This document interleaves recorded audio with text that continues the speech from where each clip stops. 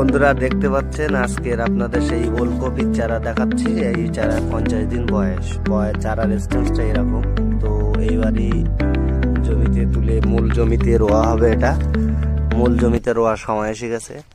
তো আমরা এর ট্রিটমেন্ট একদম পর্যাপ্ত পরিমাণে, চারা প্রচুর হেলদি আর এর ফলনও হবে, কিন্তু এবার এর থেকে মূল জমিতে তোলা হবে। এর মেনলি সমস্যা পচা, গোড়া পচার ওষুধ এমএস্টার টপ, তরল নেটিভো এর সঙ্গে এটা হল্লাবল, এতে অ্যাজোস্টারবিন অ্যাগ্রোপারচেন আছে, ভালো পর্যায়ে।